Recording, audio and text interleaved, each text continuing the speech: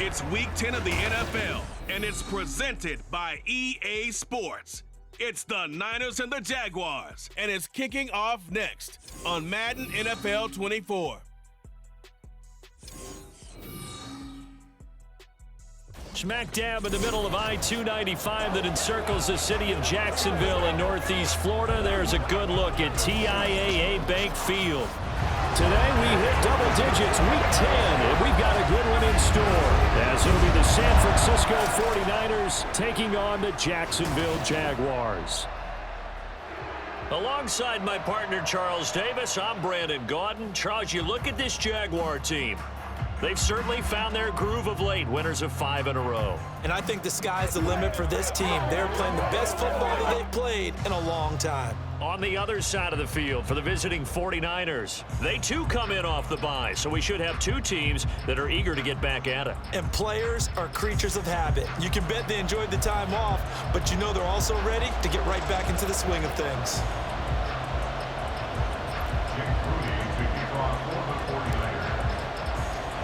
The shadow's starting to get a bit longer. Week 10 of the NFL season is here, and we're underway on EA Sports. And no run back here, so they'll bring it out to the 25. Well, the Jaguars ready to go on offense for the first time, and they're led by the former #1 pick in the draft in his 3rd season now, Charles, Trevor Lawrence. Last year, we got the Trevor Lawrences. So many tabbed to be the savior of the Jaguars. He broke 4,000 yards for the first time and threw 25 touchdown passes and guided his team to the playoffs. This young man, he's been good since the first time he picked up a ball in Youth League. They expect nothing less from him again this season. Line of scrimmage, the 37 on 1st and 10. Lawrence, now this is ETN on the draw. Absolutely nobody fooled there. He's going nowhere fast as he stopped behind the line of scrimmage. So their task a little bit more difficult now. 2nd and 13 that they're walking up on. And they'll go again with ETN. And he'll get about 2 there to the 36. And, CD, you look at this defense, what kind of pressure are they under trying to stop a team that has won 5 games in a row? Well, to me, it makes their job harder because you know you're going up against And the Niners get there and bring him down. Multiple players combined for their team's first sack of the game.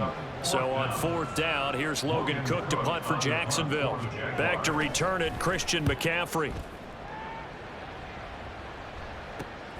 Taken from just outside the 30.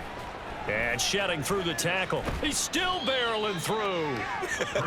The danger of a punt that good? A 16-yard return. And the Niners will go on offense. 1st and 10. The Niners offense set to go to work. And it's last year's revelation, Brock Purdy, who leads them out in season number 2 from Iowa State. So no advantage in this game for either quarterback in terms of coming off that open week, huh? Yeah, they both had byes. Both had them, so you got to figure both of them went back, watched some extra tape, polished up their game, checked out their fundamentals. But they also both had an extra week to prepare for each other's defenses. This could be a whole lot of fun. I guess that's what happens when you give the current NFL rushing leader that much room. And when you do, all you're doing is solidifying his standing at the top of the leaderboard. He's going to continue to get more and more yards. Good luck trying to chase him down. McCaffrey. Ball at no gain, and it's going to be 2nd and goal. They're right there at the 1. No gain, but don't let that stop you. Line back up and keep going at them. If I'm them, I'm thinking about going at it 4 straight times. Across the goal line, into the end zone, touchdown 49ers. Christian McCaffrey hitting double digits with his 10th rushing touchdown on the year. And the Niners are on the board first here this afternoon. So it's a pretty good season he's putting together running the football. That now 10 rushing touchdowns on the year. And we know this is a passing league, and those numbers throwing the football, they seem to go up and up every year. But there's still something to having a reliable back you can count on in the red zone to bring things home for you. And that's what he's been doing all season long.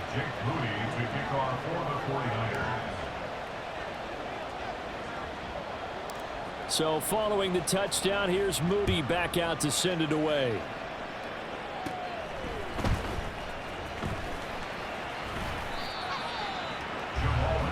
So time to see Jacksonville again on offense for the 2nd time here in this game.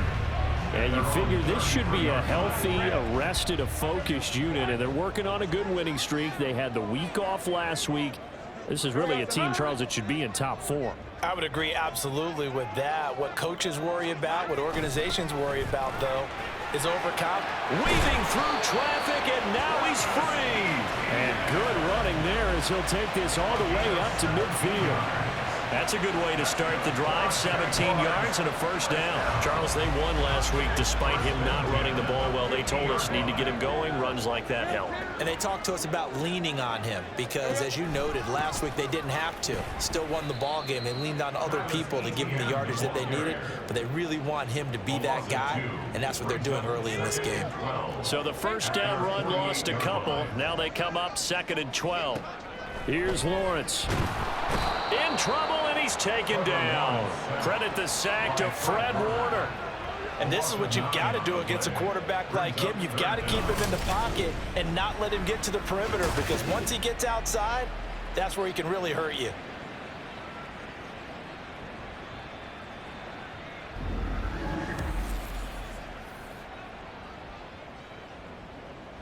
So now after the sack of Lawrence, the Jags looking at a 3rd and long. He'll drop to throw. And the pressure gets to him again.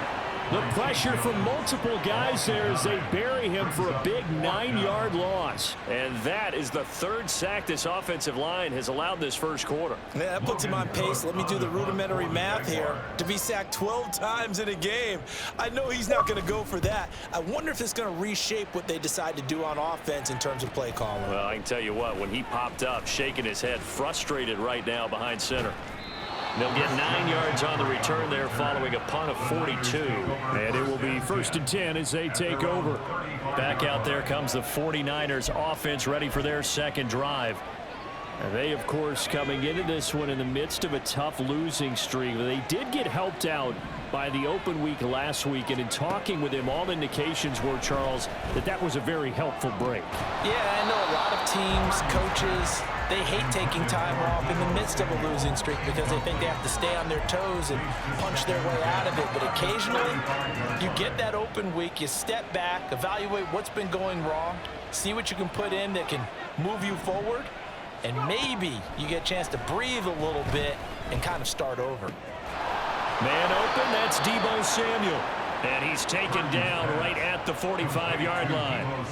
That one, a gain of 20 and a first down.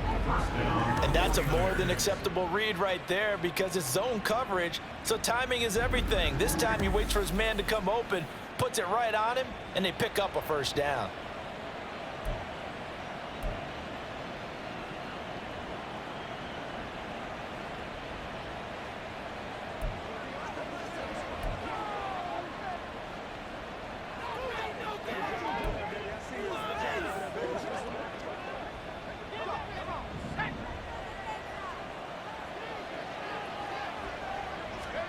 Purdy looking to throw on first down here.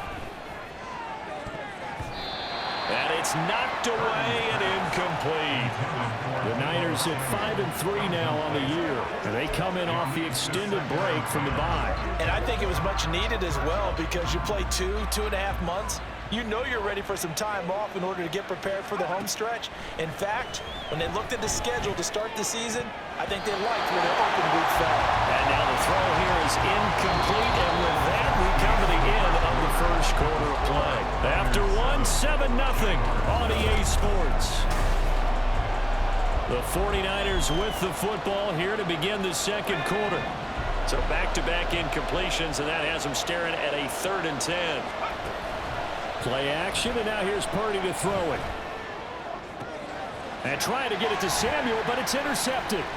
Picked off by Tyson Campbell. And the Jaguars will take over possession here up at the 44. CD, I know it's just his second year in the league as a quarterback, but that's going to be one when he flips on the tape. He's like, I shouldn't have thrown that ball. No doubt about it, and his coaching staff will be emphatic about he shouldn't have thrown that ball. But remember, second year, as you noted, on-the-job training, so he's got to take this feedback that he's getting, negative or otherwise, and turn it into positives moving forward.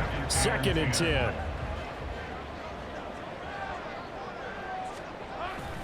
ETN up the middle. And he stopped immediately there. Officially nothing on that one, no gain, so they're left with still 10 to go on third down. Right where this set of downs started, they need a full 10 here to pick up the first down and move the chains. And the pressure gets to Lawrence, and he'll go down. It was Eric Armstead fighting his way through that time to record the sack. On fourth down, on is Logan Cook to punt. He's been a busy man here in this first half as he gets it away. Take it in at the 22.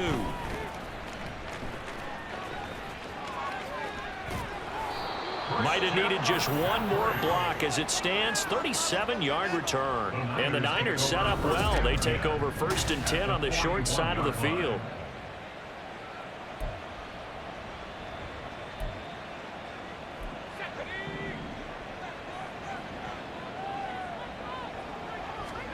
They go back to the air here after the INT on the last drive. And a dangerous throw there, incomplete. He threw that into coverage. It was nearly intercepted. Well, nearly another interception there. That would have been 2 drives in a row with a pick.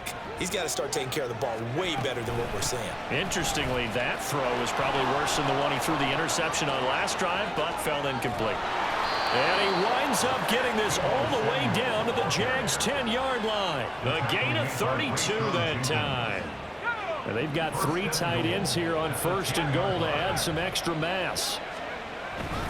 They'll try to run with McCaffrey. And he's going to take it in. Touchdown, San Francisco.